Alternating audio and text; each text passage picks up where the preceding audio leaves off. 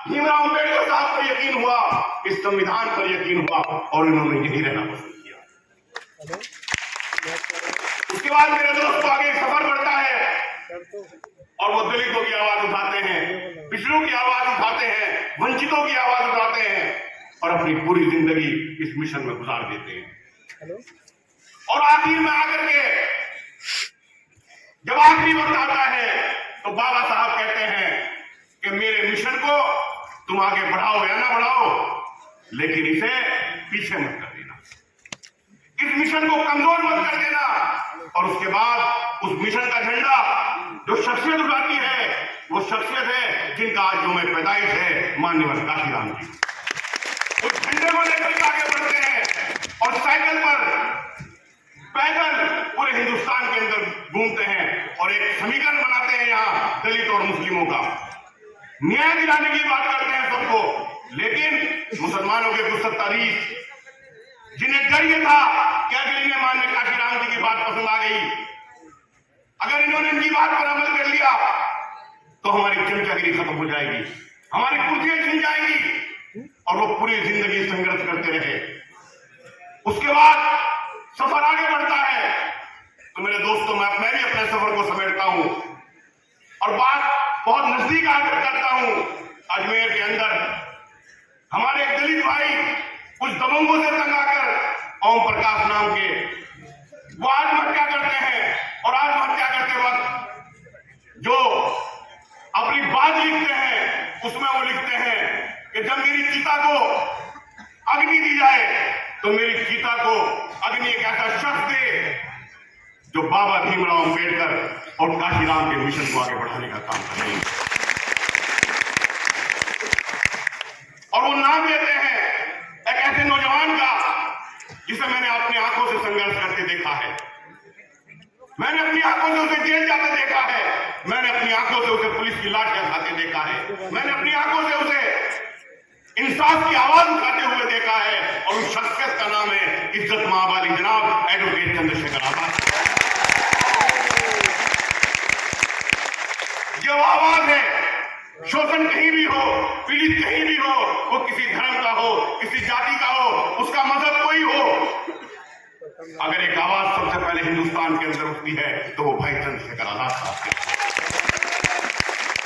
हमारे देश के अंदर सीए हुआ, एनआरसी हुआ, जो लोग 70 सालों से वोट लेने का काम कर रहे थे वो खामोश होकर अपने बिलों के अंदर घुस गए। अगर उस वक्त सबसे ज्यादा आवाज किसी ने उठाई तो भाई चंद्रशेखर आजाद साहब ने उठाई। उसके बाद अभी देख लीजिए कितना घिनौना काम, राजस्थान से 2 बच्चों को उठाया, जुनैद को और नासिर को, और उन्हें ले जाकर के हरियाणा के अंदर कत्ल उमरा कर दिया बेरहमी से। सब लोग खामोश हो गए, लेकिन एक आवाज फिर उठी, एक वो आवाज इंसाफ की आवाज थी और दोस्तों वो आवाज भी थी एडवोकेट चंद्रशेखर आजाद।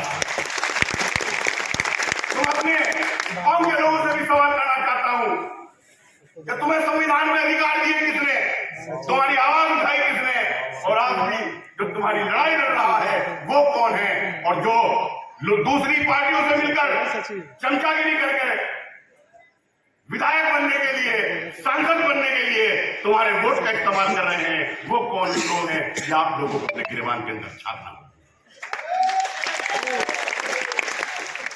बस एक बात कहना चाहता हूं कि चंद्रशेखर आजाद साहब जिस मिशन को लेकर के चले हैं, जो मिशन इनका है वो मिशन संविधान को बचाने का मिशन है, वो मिशन इस देश को बचाने का मिशन है। और मैं अपने कौम के लोगों से एक बात कहना चाहता हूं कि मेरी कौम के लोगों, चंद्रशेखर आजाद का साथ देना तुम्हारे फायदे का भी सौदा है और तुम्हारी मजबूरी भी है, क्योंकि दलित मुस्लिम से बड़ा गठबंधन इस देश के अंदर कोई हो नहीं सकता। अगर ये गठबंधन हो जाए तो वो प्रधान की कुर्सी से लेकर के प्रधानमंत्री की कुर्सी तक जा सकते हो।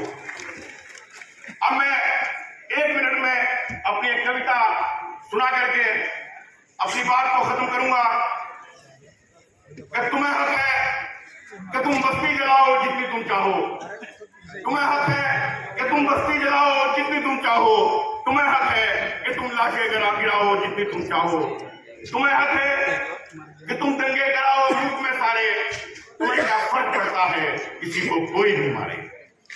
तुम्हें हक है कि ये देखो किसी ने क्या पकाया है, तुम्हें हक है ये कहकर मार डालो 20 आया है। तुम्हें हक है कि मारो और कब्रिस्तान में भेजो, तुम्हें हक है जिसे तुम चाहे पाकिस्तान में भेजो।